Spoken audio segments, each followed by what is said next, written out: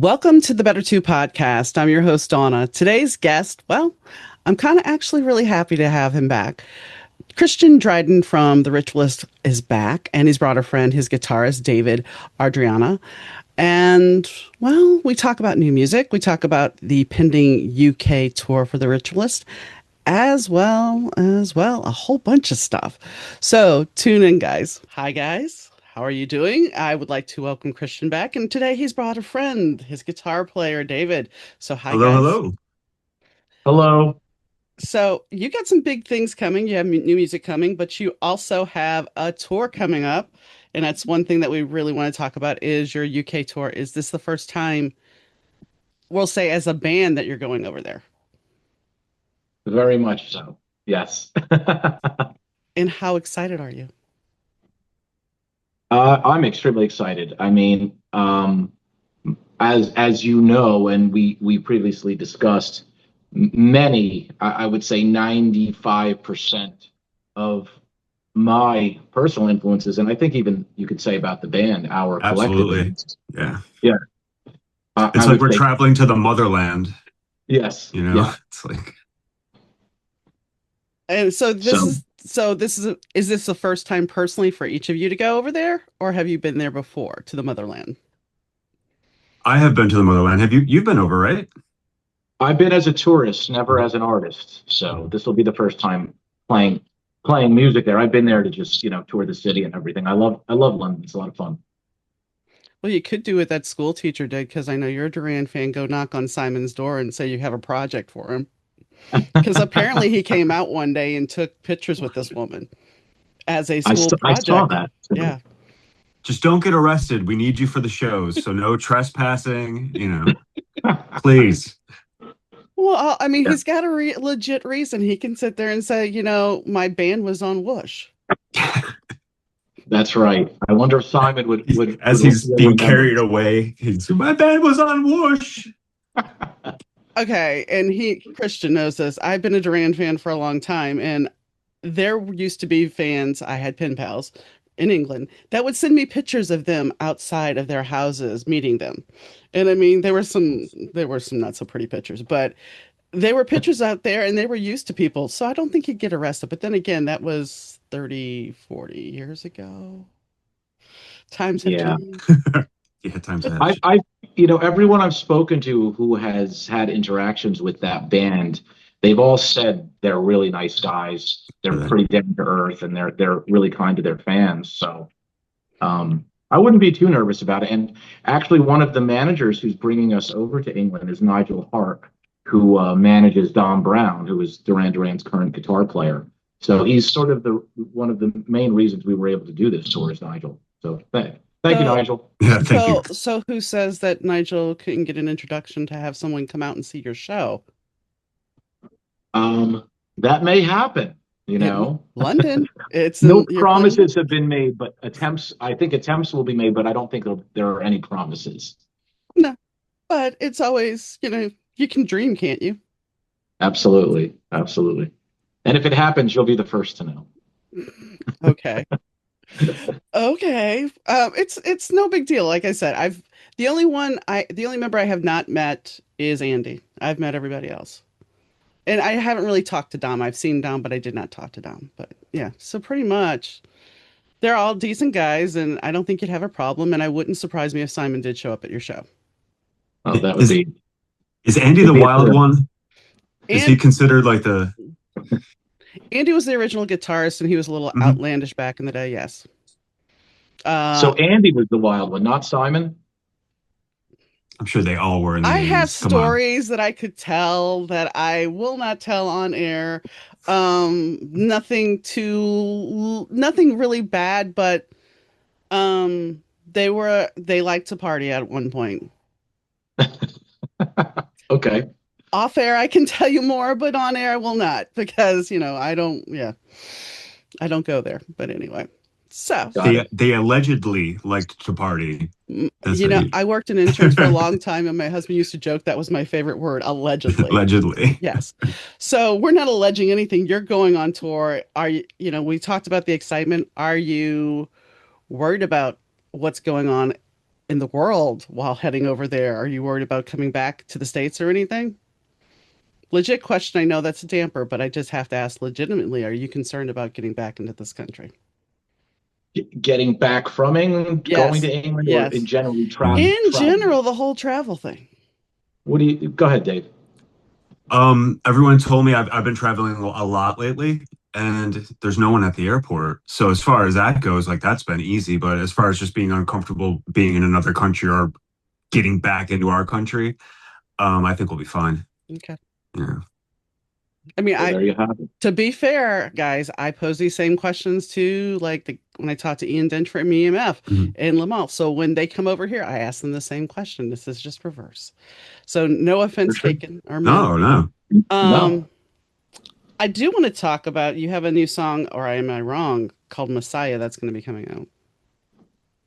Oh yeah, yeah, Because I yeah. We saw that have on Instagram a little bit. So we have actually, when we were recording the prior record, we laid the groundwork for an EP with the same producer, Mario McNulty. And so we're just going to be touching up some vocals, and hopefully we'll have new material out probably before the end of the summer. And that is one of the songs. Yeah. And well, we may even play it on this tour and try it out, you know. always best to do that. So what was the inspiration for it? Um the skeleton, the bones of the song, I actually came up with after spending a lot of time with the Who's Tommy record. I just, I've always been a Who fan, but I don't remember what it was, but something in the press made me revisit it, and I wanted to experiment with a song that had a lot of tempo changes because our recent material is very very dancey, which I like, and I like the way the crowds have been responding to it. But I wanted sort of an outlier and something that would really sort of get very basic in the beginning and bring everything down, and then something that would really rise in terms of intensity. And I think Messiah sort of does that, and it's nice to have, to throw a curveball into the set. I thought we needed it, so that was sort of the beginnings of. And Dave can speak further about his guitar parts on the song. We originally called the song "Seismic Shift," which is basically the first line of the song, but I think Messiah makes a lot more sense if you really dig deeper into the lyrics. I'm glad you said that because I had no idea what we were talking about for a second there because I still call it seismic shift and on every Of set course you list. It still do. said seismic shift. So I was like, oh, okay, yeah, Messiah. Um, no, that song is great, and it's something that breaks it up a lot, just with like all the tempo changes and just the changes with the keyboards coming in and things just kind of floating in and out. Um, I can't wait to hear the recorded version of that when it's mixed, just because I think the way that we're working with Mario and he's done so many. His mixes are just automated and events are flying by, and it's almost like a cinematic movie. And I think that's going to lend itself to however he approaches mixing that one. It's going to be really cool. Well, see, I have very limited knowledge because there's only a snippet on Instagram. Mhm. So, I didn't have a lot to go by. So when it comes out, I will definitely dig into the lyrics and everything more. For sure, for sure, and I appreciate you even catching that online because we post so much material on Instagram. So I appreciate the fact that you noticed that there was something new out there. We also, when we're in England, we're going to be taking video, and we'll probably compile some type of video to go with one of these new songs. So it'll be a video shot, in London or something, and with one of the songs on the EP. That's another goal that we have with this trip, And both. well, I mean, it's a trip, it's a tour, it's all in one. I mean, and you may have a little downtime there. I mean, you have three shows back to back, and then you have a day off, and then I'm sure that's travel day, but I'm sure you're going to take a little bit of time to see around, aren't you? Or are Yeah, you just actually, it's mixing? two. It's actually two and two. So we've Oh, got we've got London and then Manchester, and that's Friday and Saturday, and then we have the Sunday off, and then we have Reading and Nottingham. So vocally, I love that because I 2 nights in a row is great, 3 nights is good, 4 nights, you're really risking it. But so Yeah. if we could do two with the day off in the middle, I can sort of be at my best for all of the shows, which is what you would want your first time playing these cities. Oh yeah, because you're representing yourself and you don't want your voice to cash out. You really don't, Right. you know. I And I mean, know, that and I being, know, I know when we get on stage in London, I'm going to be so yeah, excited that I will run the risk of just shooting for the stars, and I need to have something in the tank for Manchester. So Dave, you'll have to Definitely. walk me on that. Make no, sure I I don't mean, do I'm just worried about that list of 32 pubs that I sent you guys the other day. So we got to systematically just knock all those off, in between shows. I don't know how, but it. we'll That's get it. around to it. We'll get there.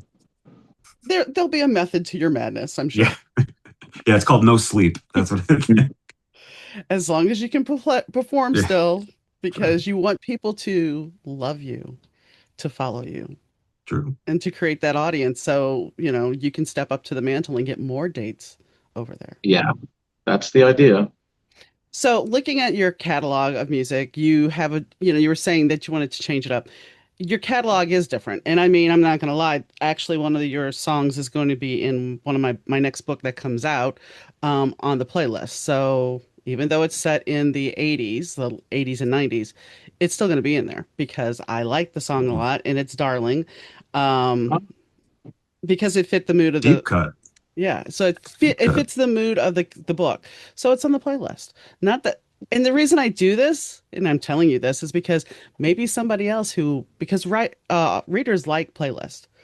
They may discover you. And so the more people that put your stuff out there, the more people will notice you. That's amazing. You just made my day. Darling is a song we haven't thought of in quite a while. And it's one of my favorites. It's one of the most difficult songs to sing, actually. Why? So you picked a challenging one, but it's It's a up there. personal favorite of mine. So I'm glad you like it. What was the inspiration behind it? Um, If you care to share, if not, that's okay. um, a, a lady friend, I a kind of lady friend, figured. yeah, I kind of from figured. Very far away. diplomatic. I kind of figured, I mean, but who knows? So so are you going to, because I know you have an EP release show for somebody else's EP, correct? Right, that's on May 1st. Right. That's when you're coming back. So are you gonna release a full record or are you going to just release an EP this summer when you have new music come out? I mean, that's a discussion Still. we can have with our label, what they think, with Mario and with our management. I mean, it's like the Wild West right now. I mean, I see bands and they're like 3 song EP, and then 6 months later, full length record is out, and those three EP songs are on the They're just record. condensed and yeah. Hmm. Yes. So, I mean, it's wide open what we can do with it. So, I think we really need to sit down as a band and figure out what we think is best and speak to some other people because I'm open to opinions. Nothing's set in stone. I mean, But with the people that we have in our corner, it's really it kind of dictates like going to England is something that happened really because of the people that are in our corner and the people that Christian has found that really lend support to us. And hopefully, after we get back from going overseas, we can take that next step with these people that can kind of guide us and help us and say, "Hey, this is what you guys just did. This is what we need now, and we think that this is the best way to release all this material that we have." I mean, we want to push it out because I think there's a lot of it and a lot of it is really good. So, but we have, another catalog of 30 songs or whatever you have, Christian, that's just there already that we still have besides stuff that's not recorded. So Right. we want to get it out. We absolutely want to get it out. well, then I have the question of, do you want to do the single a month thing? I mean, I know that a lot of people do that now because it keeps the audience interested, but the fact of the matter is you're also diluting the pool then, aren't you? You're not building up the anticipation of more new music. I think that's great, but what I don't think a lot of people get is that recording costs money. It's not just about having ideas. I mean, I don't think there's a lack of there's never Just been a lack of ideas. within the Ritualists, so we That's could true. do something like that. But the money is limited, the resources are limited. So that would, again, that would be a label, that would be a Mario question, and or any producer to be involved. But if the demand were there for it, we could deliver that. But also you have to think about things like economic realities with that. I think that puts a lot of pressure on This is people outside of just the artists. Wouldn't you say, Dave? we went from what physical graffiti to a single a month, with a thumbnail. I want physical graffiti, I want a double album, and the material always lends itself. Christian has a concept. I don't even know if Christian knows this, but I feel like there is a concept that runs through things, and it's a record is a record. The way that it's Right. presented is a record. The lyrics mean something. I like records. Yeah, I have to agree. We're old school. We like records. I like records. And here's the thing, there is a pushback on the fact of everything being digital. People are starting to want Yeah. that tangible. And that's where if you play the long game, the pendulum's swinging back to that. I mean, people are going back to cassettes. Let's think about that for a second. Cassettes that Yeah. degrade, which I still have. I have a whole milk crate of cassettes, by the way. Yes, from back in the day. But people are going back to that, and they don't want to keep paying for subscription services. They want something tangible, which then also brings us to the other fly in the ointment for all creatives. If it affects me, it affects you, which is AI. The Right. person that sits there and puts in a prompt considers themselves a musician and they're not. And it's the same thing with a writer. I put in a prompt. I'm now an author. No, you're not. You're a prompter. How do you guys feel about AI or generative? Let me rephrase that. Generative AI. Go ahead, Dave. I don't know how to feel about it. And if you Wow. don't want to answer the question, that's okay. I just Oh no, you got to answer that question, right? I mean, I don't think it's cut and dry. I think it's the intention of why it's being used, and if it's being used correctly, and you know what it is, and you're not trying to pull the wool over someone's eyes, it could be valid.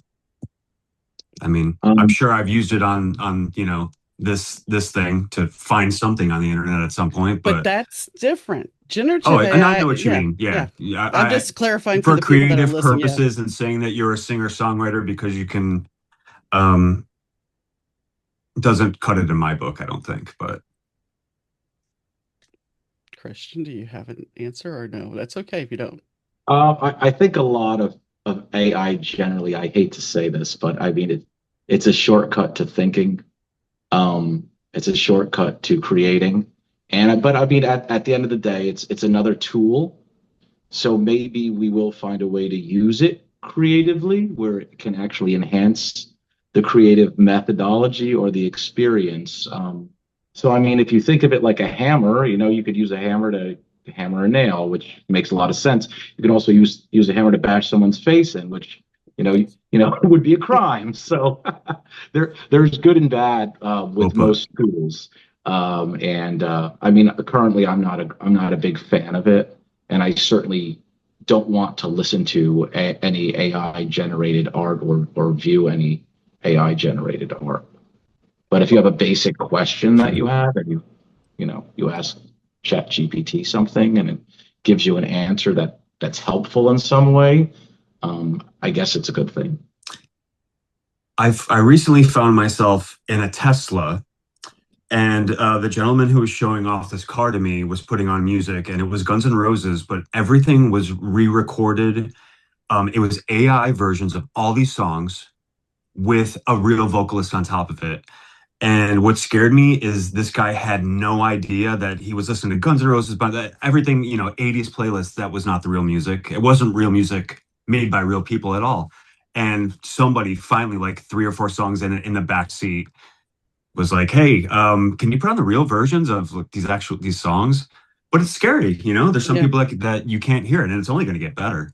Well, At replicating human. oh yeah. Yeah. Well, MIT came out. You were talking about how ChatGPT can give you an answer. MIT came out Mhm. with a study that actually says that ChatGPT and OpenAI, those kind of sources, are actually telling you what you want to hear in most cases. and Feedback that loop. there's a detriment that they're not making you smarter. And I'm just saying in general, I'm not talking about you personally or anything like that. This is Yeah. that it's making people dumber. It's Oh, making them think less. And it's like, okay, so we're losing critical thinking because let me type into a computer. I 100% agree Shortcut. with that.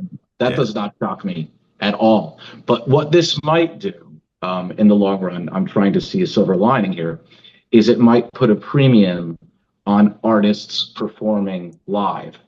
Because Mhm. as it stands right now, AI can't put on a live rock show No. or a live concert musically, right? And neither can half of our heroes at this point. They're all lip syncing. I mean, if we're going to keep going that way, AI is that next step. And no, you need to identify it and break away from that immediately. Like musicianship will become a premium. The real thing Right, is not going to die. Absolutely not. right. Well, look, what So was it? it Go might ahead. help us in the Yeah. end. Yeah. It might be something that makes, a ritualist show more unique because we're not miming or Hmm. something like that. I don't know. Well, I mean, what was it, 10 years ago when they were starting to do like Tupac and Whitney Houston and putting them in a hologram and have them sing along, Mhm. which is not the same exact thing because they're just playing an overdub, but Sure. where does this change? No. And to your point about Guns N' Roses, when Celine Dion released a song, her cover of I Drove All Night, my friend's daughter was in college and she's like, oh my gosh, this is the best song. I just love it. I'm like, that's not an original. And she's like, what? Of course, it wasn't an original for Cyndi Or would Lauper either, Cindy did it? but Yeah. yeah, it was one of those things that's like Hmm. each generation has their own version. But when somebody's deliberately recording it and they don't know, you have to tell them. You have to say, this is AI. Pay attention. Sure. Now, Yeah. to be a Well, not, go ahead. I think actually Dave and I geek out even deeper than this as hardcore music fans, rock history fans, where we'll talk about bands playing live.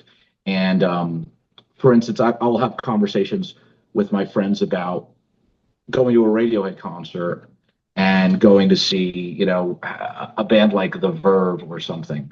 And they're both sort of contemporaries, but the concerts are completely different because Radiohead get on stage and they do it exactly like it is on the record. And it's great. It's very impressive that they can sound just like the album, right? So that's one slice of the pie. But then you have the alternative to that, which is seeing a band like The Verve, or back in the day, if you listen to old Doors concerts live, like every time they did the song, it was like a different animal. It was like a unique experience for the ticket buyer, for the concert goer on that particular night.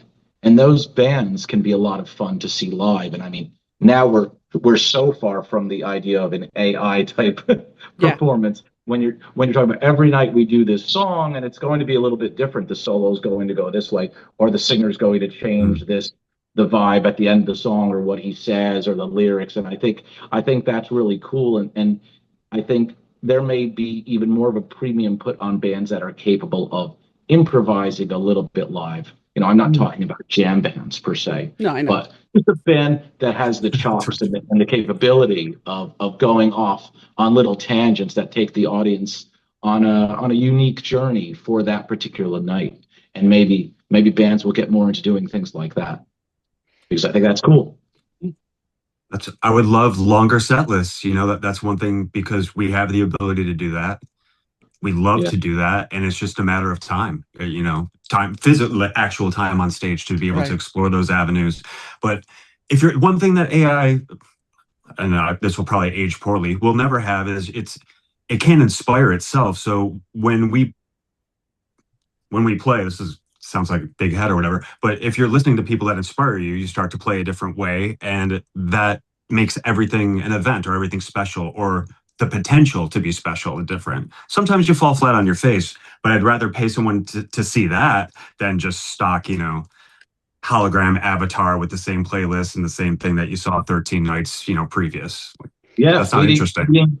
feeding off the energy of the crowd, and as an audience member, getting a sense that, man, anything could possibly happen here. This Happen. guy could say anything. That guitar player, he might completely screw up and fall on his face, or he might do something brilliant.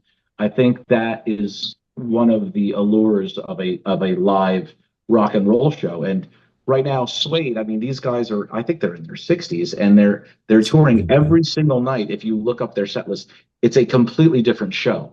Every single, and they have a group of people who just follow them around and go to every single show, and they get a completely different experience every night of the tour. I think that's really That's cool. cool. It is. To your point about AI, one thing it doesn't have the soul, it doesn't have the passion, it doesn't have, and that's what makes being a creative and making art, whatever kind of art you make, is all about. If you don't have that passion, then it's going to feel flat and the audience is going to know it. And to Right. your point about shows, I saw Depeche Mode in the 90s a couple of times. And Depeche, they sounded just like the record. In fact, they sounded so much like the record that they ended up putting out a concert record that basically was, Is, was is it slightly different. 101 or yeah, It was Songs of Faith the and Devotion, I believe. devotion? Okay. Yeah, and then they have the concert record, and it was just kind of like it sounds the same. It's a good show. It was a good show, don't get me wrong, but it was just one of those things Right. like, wow, you really nailed that. And part of me, as an artist, sat there going, now, were they really singing or was this lip sync? So it was just too clean, too perfect. But who knows? It was a good show, but Yeah, you never know for sure. But yeah, I mean, look, that's very impressive to be able to recreate exactly what you've recorded. That's impressive. But I think giving the live experience something a little bit special is also maybe, you could find a happy medium. well, And that's the best way to do it. I think the last time we talked about me going to Live Aid and the fact that Led Zeppelin's performance at Live Aid, it was bad. It was very bad. It was so bad that they didn't want it re-released. Right. Duran, Simon had the bum note that was heard round the world. That was the headline because Mhm. his voice cracked in the middle of a high note. And Right. so but the thing about that is, and it goes to your point about each night being special, that it could be total garbage, but most of the time when you're in that crowd, you are so Yes. wrapped up in the emotion of the crowd and being there and present that you're forgiving of those moments. Sure. Absolutely. Yeah, I'd rather hear his voice crack than have him lip sync. True. Very true. Very, very true. So when you got the call about being on Wish, because I know, see, last time we talked, you were trying to get that done. And so Right. when it actually happened, how was that for you? It was exciting, and what's great about Simon's show is that I think he takes real pride in the fact that he chooses the song that's going to be played. So we as a band we're discussing, like, I wonder what he's going to play, and we were taking bets on which song it would be. And You owe me money. yeah, that's true, because Dave called it. It was You Know Better. And it was cool because when he introduced the song, he said, they have a lead single off of their new record, but I'm not playing that one. I like this one better. And then he played, in typical Simon fashion, so I mean, that shows like he's really listening. It shows real care. And that's really impressive for somebody on his level to just take the time to do that. I mean, it's an honor. Yeah. Yeah. I mean, for him to sit there and decide that song verse, that means he listened to the whole thing. Right. Right. And Which, yeah. So that's got to be kind of a I don't know. I don't want to say a warm fuzzy, but it's got to be a feather in your cap because somebody that you've looked up to has listened to your work. yeah. And commented positively Hmm. about the music. And he played a song off the prior record, Baroque Bleeding. And the fact that he's come back for more, so to speak, shows Glutton that for he didn't, punishment. yeah, yeah, he didn't hate it, so that would be really cool. And certainly if I get to meet him, I will remind him that he has played us on his radio show, and see if he Definitely. see how he reacts to that. It would probably be pretty comical. Well, that's kind of why, if he's played you twice, that's kind of why I said you never know. He may show up at your show. Yeah, If yeah. he He's recognizes actually the ritualist, go ahead. Yeah, he played the first track that he chose off Baroque, which was not a single at all. I mean, Yeah, you know better. We have a video for it, but on off of Baroque, he chose the song "Forbidden Forbidden Love," Love. Yeah. which was not pushed at all. And the PR company that was pushing us was they weren't advertising that single. So he went in and he played that and he played it multiple times that season of the show. So it was really cool that he took a liking to it and then he played this new one. So maybe he'll play it a few more times. Let's hope. Hopefully. Hopefully. Yeah. I know Christian and I have talked about who inspired him to play. So, David, if you need to go stir your sauce, you can. David, who are your idols? Oh my God, I have to look over. Everything from the Beatles to ZZ Top. I mean, to Yes. No, let's stop at Yes. We'll stop at Yes. Um, I mean, with the AI thing, and okay, not to get back to that, but I almost feel like we're playing punk music now because in the current climate, we are now punk. We're DIY. We're actually playing real instruments, Okay. if that makes any sense. So anyone that's out there actually playing real instruments, that's inspiring to me now. I mean, the fact that we live in New York and you can go out and I can see the greatest players in the world, and young kids, like really young kids I'm talking about. Like that's the stuff that I'm finding inspiring. We're all, Bowie we obviously love, 70s prog we all love, 80s synth rock, everything from Depeche Mode to Kaja Gugu to, Van Halen in the 80s, which I love the synth poppy stuff, which we argue about often, but we really listen to everything. But who inspired you to play guitar? Ace Frehley. Okay. Why? That's it. Why? He's so cool. I know, but I'm just trying I to, mean, you know, everything about him. He looks cool. He sounds cool. He was the rebel of the band. Although Christian would tell you that Peter Criss was the rebel of that band, but we'll see. Yeah, I mean, what more could you want? Hot shot guitar player from the Bronx. That's all you need. when did you pick up the guitar? For like third grade. Wow. Around there, yeah. Acoustic or electric? Electric technically, but there were acoustics lying around the house before then. But my first was actually like a small Fender Strat, like a student model, Mhm. small body, and I wish I still had it. But I got rid of that, sold a bunch of stuff to get a Les Paul because everyone has to be like Ace Frehley. So So I take it somebody else in your household was a guitar player?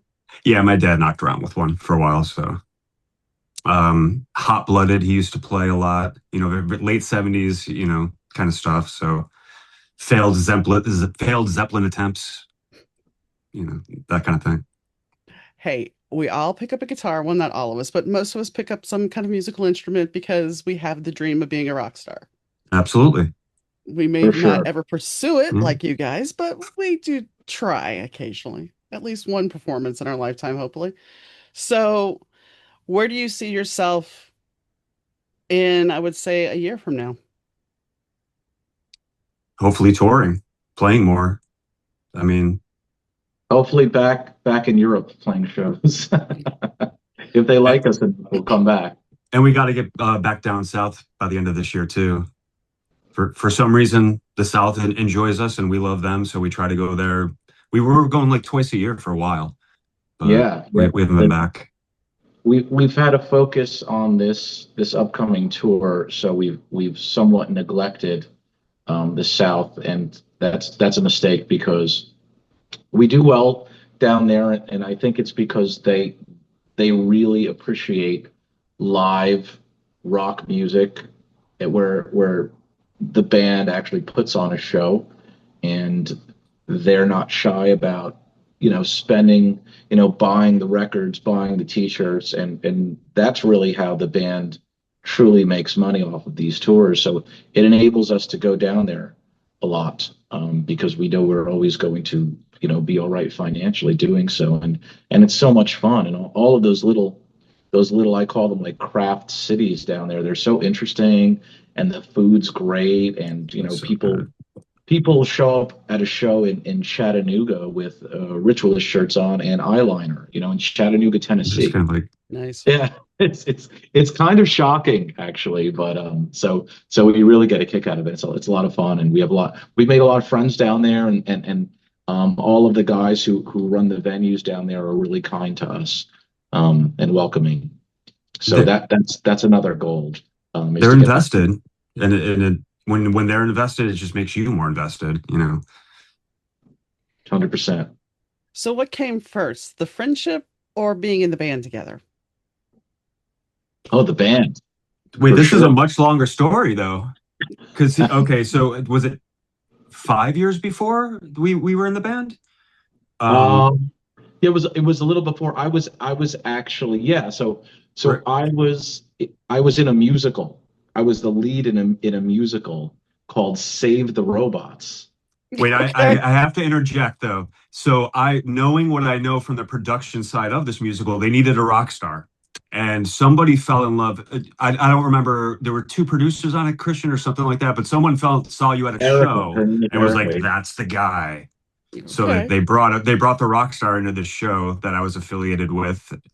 But anyhow, go ahead. Sorry, Yeah, had to no, clear that no, up. that's fine. Yeah, yeah, interject as you like.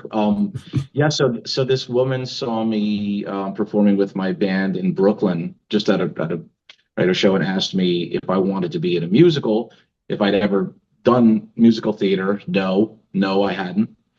Would you please come and audition for this thing? And I found myself in this show as the lead, which made a lot of the cast members very unhappy because they were like trained musical theater people, and I didn't know what the heck I was doing. Awesome.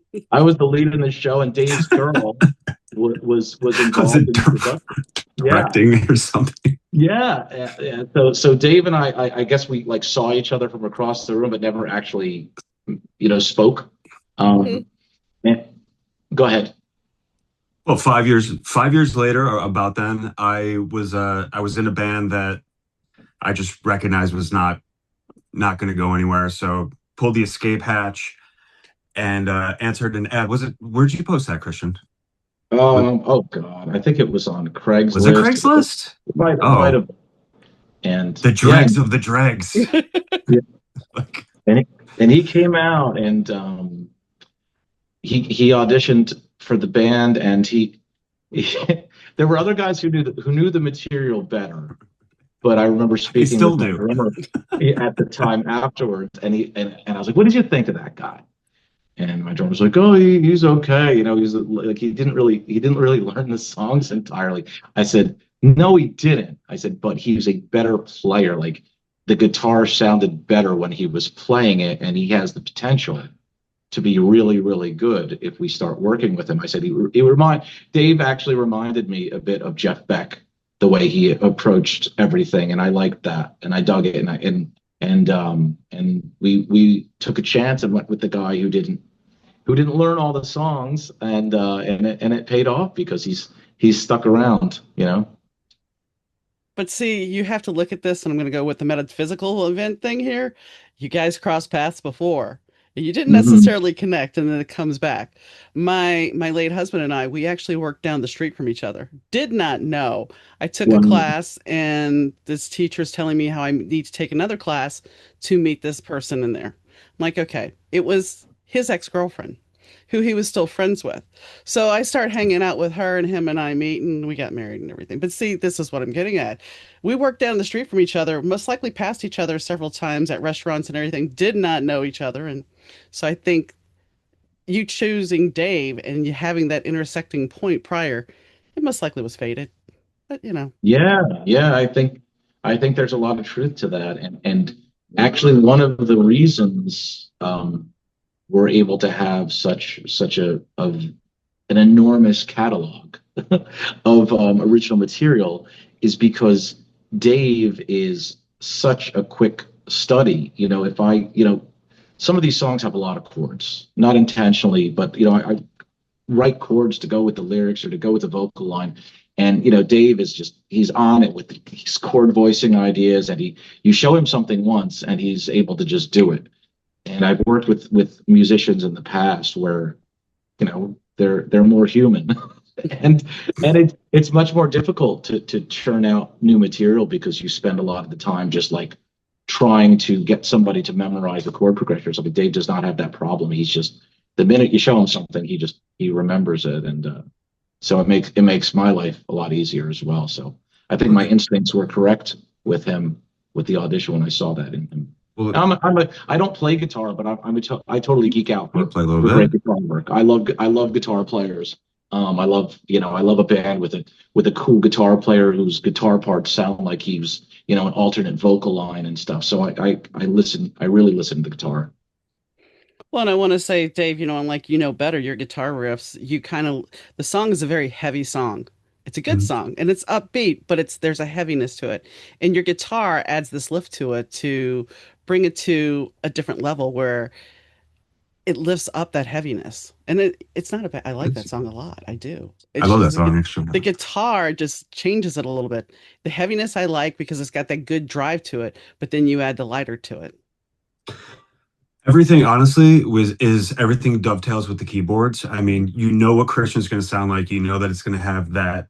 I call it that early '70s growl. I mean, you know what I'm that Ampeg early '70s thing. We can build on top of that, but Jeff does so many amazing things sonically that just fitting the guitar lines in there with him is. I mean, he's amazing. I wish he was here on this interview because he could tell you so much more than I know about just the sonic things that the band does. But that's where that comes from. It's really just working together to fit it all in. Well, that's the important part about being in a band is working Mhm. it all together. And And he's an even with your, amazing player, so yeah. And it's then it's having that producer take it to the next level is even more important sometimes. and Yeah, it's you have to trust people. I mean, with the producer, we've sat down and sometimes somebody will say, I didn't like the way he did that, but I would have never thought of it. And sometimes, somebody comes up with something, and I sometimes I wonder how Christian feels when it's like we're murdering his children or something. Sometimes you got to take into, that maybe I shouldn't do that because he wasn't hearing it quite that way. But everyone does that, takes it into account, and tries to weave around each other. Well, that yeah. go ahead. I think it's like when you're working with these guys who are I mean, Mario is working with David Bowie. He's worked with Prince. He's mixed T-Rex live recordings. His approach to the band and the songwriting and the song structure was very enlightening because I started out as a drummer and Hmm. Mario is a drummer first and foremost. So his first instincts were let's set the table, set the foundation in a very specific manner rhythmically. And that's very different from Ed, who did Baroque and Bleeding. Ed is much more interested in what's on top.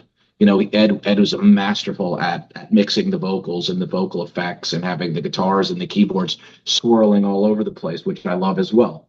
But for Mario, it was like, let's focus so much on the foundation. And it was a great opportunity for us because for To Pure to Cure record, the stuff it is dancier. So it requires that sort of mentality. I think Mario was uniquely qualified to mix these particular songs. And I think we all of us learned a lot from him about the approach. Do you find that with the way the world is, I'm just speaking in generalities, is it a, are you writing differently as far as your songs and your music? Are you writing more inspired or are you writing a little bit more dark and brooding? We've always been dark and broody. Yeah, I think dark and brooding is what inspires me much of the time. Okay, fair But enough. all the poetry that I like, most of the literature that I read, it's a lot of escapism. I mean, I'm not trying to be Bruce Springsteen. I'm not into the heavy messaging stuff. I respect that stuff, and I think it's cool, and I think it belongs in the world, and it's good that it's there. But I want to take people into another world with our stuff. I want to be like, oh, we're in another dimension. This dark, psychedelic, glittering place that's completely removed from everything I deal with every day at work or whatever, or the craziness that's going on with current events. So that I mean, with us, I think it's much more about escapism. Well, that's kind of where I was going. I should have said escapism with the more positive vibe because we all do need an escape right now. Yeah, I think we always do. I mean, even when things are going great, it's still, I think it's like um psychologically, like it's like a purification ritual, going to a concert. Like that's why we're called the ritualists. It's like a purification ritual. Like you go to this place and you have this experience that is completely, takes you out of your routine, and somebody who makes you think or view things a little bit differently. And I'd like to believe that lyrically, if people can even understand what the heck I'm singing, I hope some of them do, that I kind of give them a different perspective on things. So in that way, I guess we impact the real world. But the majority of my stuff is it's flowery, and it's meant to be otherworldly. That's intentional. Do you ever have people come up to you saying how much a lyric meant something to them? I have, yes. It's very flattering. I do appreciate that when people notice my lyrics. And it's happened on a few occasions. Or when What? people sing them back to you, and it's just, whoa. That is, yeah. I mean, it's part of our. It's actually become part of our live show, where we have the crowd sing the chorus of "Painted People" back to us, and that song was actually written about my experiences with my friends on the Lower East Side. So that has become something of a ritual every show, and we get people to do it wherever we are. We had them doing it in where the heck? Oh, in Philadelphia a few weeks ago, and we'll get them to do it in Atlanta, Georgia, and it's become a thing. It used to just be a New York thing, but now I make it my mission, my goal of the show is like, by the end of this concert, I'll have their attention enough so that they'll sing back this lyric when I ask them to, and that's what usually works. So it's refreshing and That's rewarding. Well, you have the audience in the palm of your hand if you can get them to do that. Yeah, that's So, the idea. what is your dream gig? Live Aid. There we go. I mean, You Live have to have a Aid. time machine to go yeah. back. Right. You mean Well, like you something? you put us on a playlist for 1985. Did you say where it was? You said it was the This book 80s, is set in the 90s, 95. It's set in 95. 95, Okay, yeah. But so we still, almost got in a time machine with you to go back to Live almost, Aid. almost. Almost. And I'll be fair, the book is called Goldie Licks in the Bear Brothers Band. It was supposed to be a retelling of Goldilocks and the Three Bears, and I write Rockstar Romance, so I decided to play it a little differently. And Goldie Licks kind of sounds a little perverse, but she's a female guitar player. Well, So, I have to ask: is the King's X song Goldilocks in your playlist? no, Didn't make it. I guess I should. Well, I haven't finished the book yet, Okay, okay. so Okay. it could end Give up that track there. a listen. Good track. I will. You Because can you can give David credit on the Yeah, in the yes, I book. will. I will. right. I'll give him a thank you if I put it in there. But yeah, Suggested. so I decided, like I said, Goldie Licks. I'm like, well, it works both ways. It's perverse if you want to go that route, and then so yes, As you're as far as as far as a dream gig, like a gig that's happened already that we would like to have been at, or something. no something Oh, in the future. I mean, I he went mean, with Live Aid, but I was talking about in the future, something that you could actually do. I think that the coolest thing would be to, I mean, obviously Madison Square Garden. That's our backyard, and that would be, incredible. But like live at Pompeii, That's playing brutal. amongst those ruins, like just setting up and doing a show there, sort of like, Pink Floyd did way back in the day. I think it'd be incredible. And I think it suits the band thematically as well. I think we would fit in really well at a place like Pompeii if they would ever let us do it. How about Fiddler's Elbow? I think is the gig that that's going to be my number one gig Camden in Town. Camden London Town. on That's Friday it. the 17th. That's the gig. That's the one. Mhm. After you've achieved that, Yeah. Mhm. then what? Then What? Pompeii or Vesuvius, but Vesuvius would probably explode if we showed up. So it's Yeah. you know The we'll stick with Acropolis, Fiddler's Elbow. Yeah. the Acropolis in Athens would be great, like Yanni, but I was going to different. say we'll all have the mustaches. So, if you could collaborate with one person, who would it be? Dave, you should answer that. No, Well, no. You each get a shot here. You each get a Yeah, you shot. you answer first, Dave. Deceased or living? What Doesn't are there any matter. parameters? I'll give you, it's Oh, wide you open. can't do this to me. I mean, Miles Davis, but he would just run me out of the room. So yeah, I don't think that could happen. Okay, so Um, somebody that you would feel more comfortable with. Christian Dryden. Oh no. No, That's it. that's cheating. That's cheating. You can say it's another vocalist, Dave. I won't be hurt. Don't worry. Oh, well, then That's we're just okay. talking dream bands. Then it, Yeah, then it basically. becomes like any like just plot me into Yes or plot me into King Crimson or something like that. And What about Kiss? that uh, absolutely Okay. any day. Okay.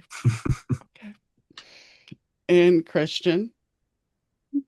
Let me think. A particular artist. I mean, as a co-write, I really think it would be interesting to write a song with Brian May, Okay. just because I love his ideas. Hmm. Um, but I mean, I mean, I also love Nick Rhodes from Duran Duran, and I think it would be really cool to see what he would do, even just to have him. I know he does production as well. I talked Just to to, hear, go ahead. yeah, he did a Dandy Warhol's record that's really cool. So I think Nick would be incredible producing this band. I think his ideas. I'd love to see him working with our keyboardist Jeff, who is a Nick Rhodes fanatic. And I think that would be a dream gig for this band to have Nick Rhodes producing this. I got to talk to Lamal about how that all came about for Kaja, which was pretty Yeah, cool. I read Oh, about that. That didn't he see Nick in like a restaurant and he was a He was waiter or working. something? Yes, he was a waiter. He was a waiter Wow. at a restaurant, and he took a shot and went over there and said, "Hey, I'm in a band." And yeah, he produced And the "Too rest is Shy" by history. Kaja Gugu. did he do that Yeah, whole record or just a Yeah, single? the whole Wow, record. Yeah. So we talked about that's when cool. Lamal was on last summer. I talked to him about that, which was pretty cool. But yeah. yeah, Lamal checked out our video for the wake and dug it.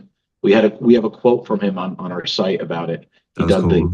He dug the video because the never ending story hmm comparisons I spoke about in the PR leading up to it. So I love that song, and I mean I love Too Shy. The bassist in that band in Kaji was incredible.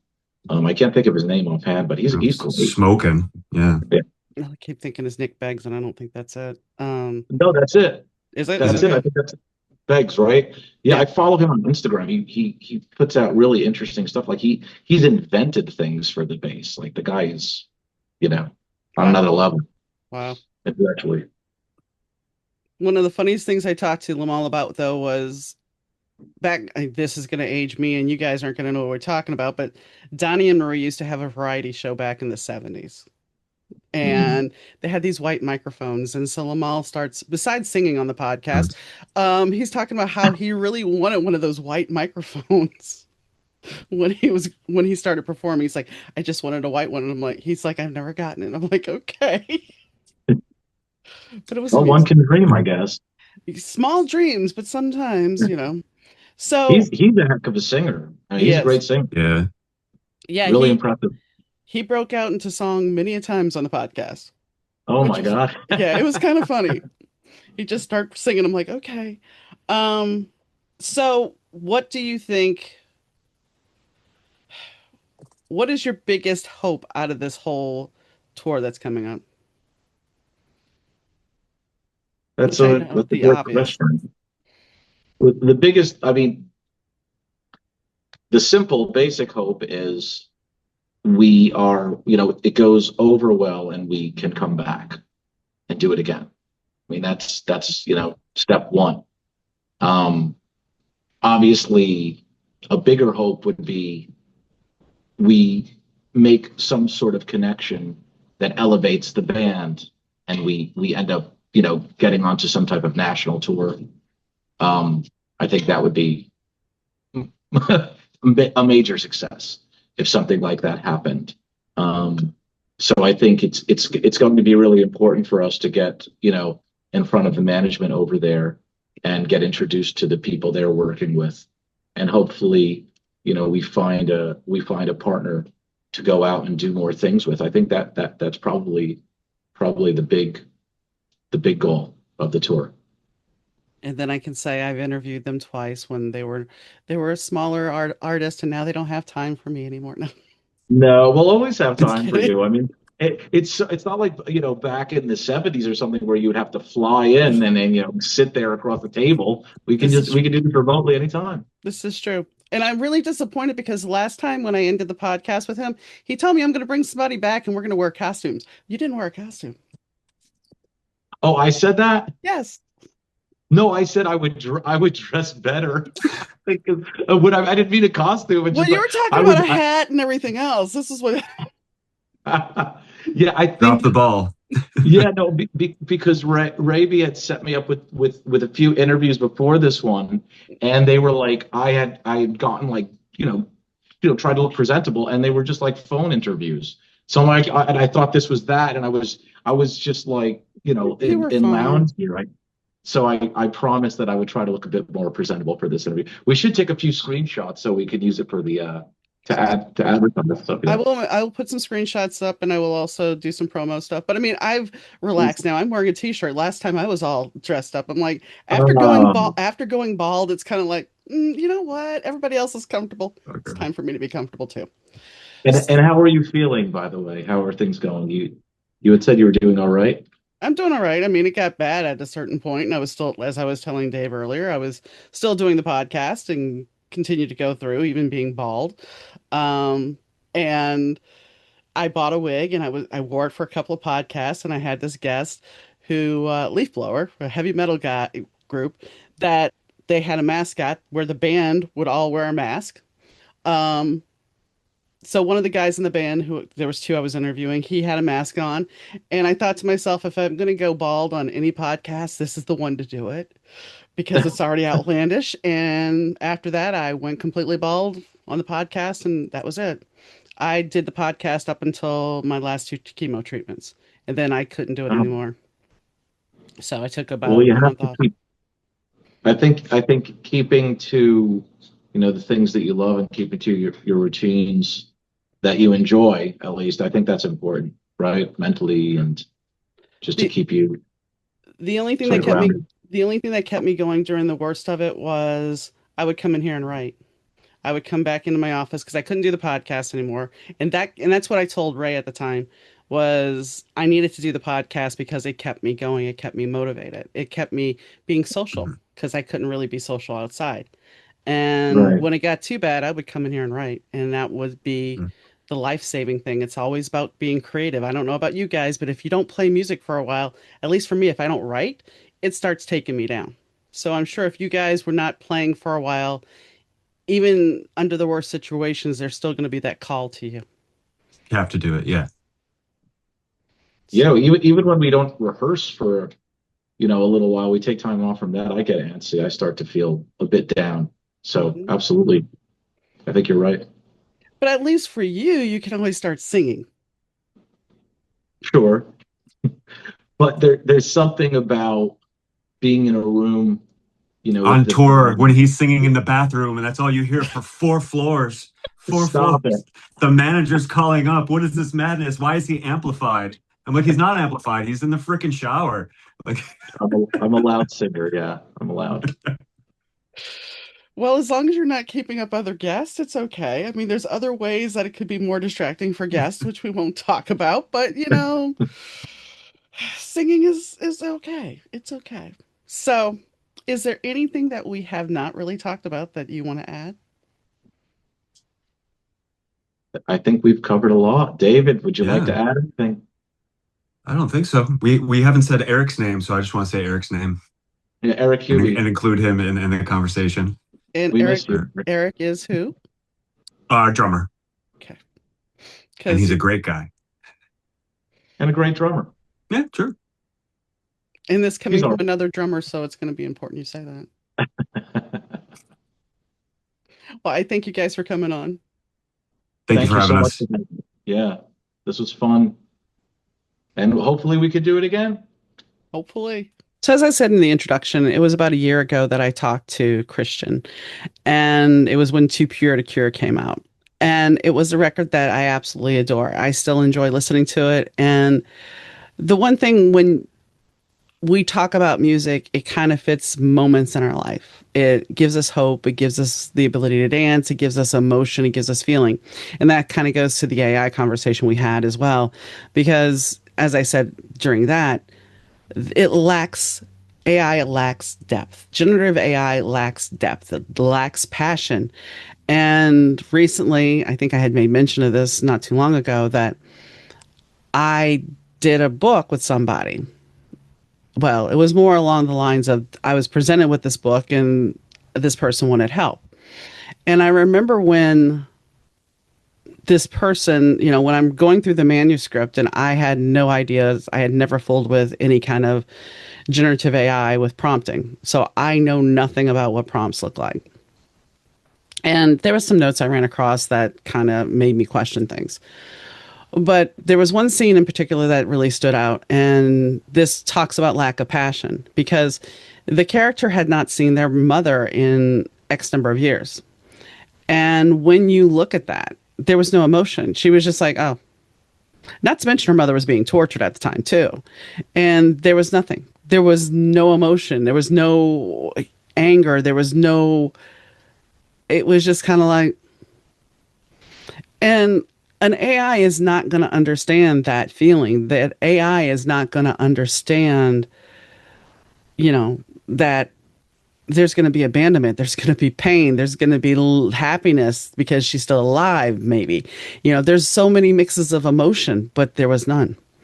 And so when you take that and you put that toward music, recorded music, we're not talking live because that's a whole bit different beast. And I kind of agree that that is a premium thing because you're having a live experience.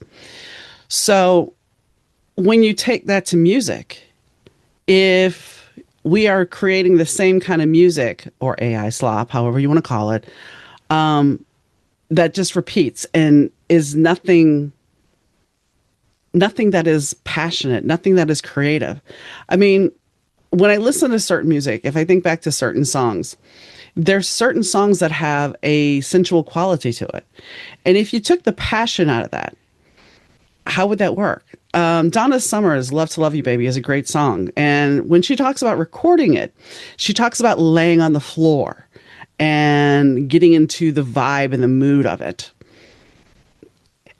If you took her emotion, her feelings, her mood out of that, of how she's taught, she was told to basically sing longing and aching. If you take that out of that, what do you have? You have music, you have a track, but the sensuality would be gone.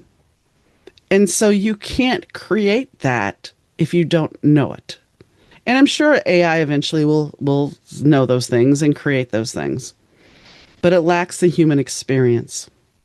And we're not even going to talk about the environmental concerns of the water usage and the electrical usage and the impact, how it raises temperatures. And as I said on the podcast, we talked, the MIT study and what it shows. But going back to the ritualist, Christian had made a statement about it's a ritual to go to an event. And that's the truth. It's the truth of going to an event and having that experience and having that motivation of being connected with people. Because I can stay in my house and not go to the movie theater. But I can sit here and remember a feeling of going to see a movie with a group on opening night. And I think it was Air Force One with Harrison Ford.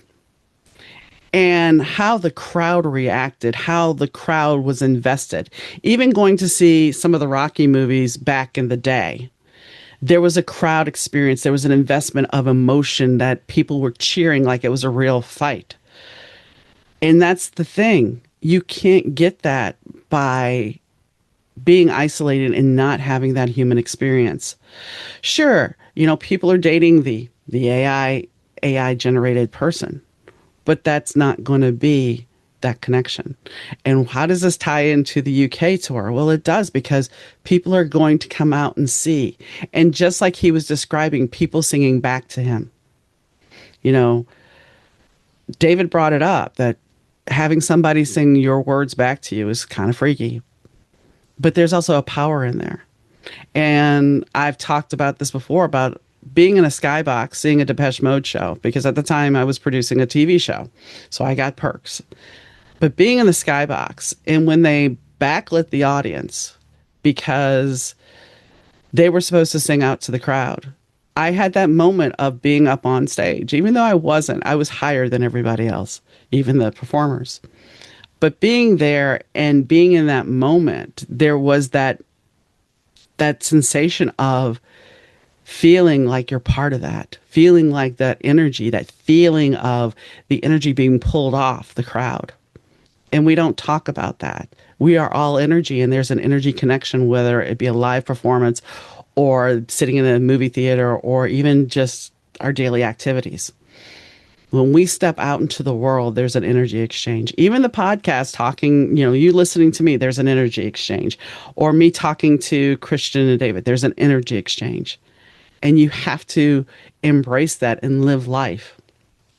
And by doing so, you experience things. And that is something that AI will never fully understand, because it's learning what it is as far as I'm reading books, but it's not really learning. It's being taught. I mean, it's come out like the self-driving car, the Waymo. Somebody else is driving that thing and in a different country at some point. It's not always driving by itself. So what we need to do is become more human again. And that's why digital media, while it's great, people are getting tired of the subscription aspect. People want the real stuff. They don't want to go to a show and pay for to watch somebody lip sync.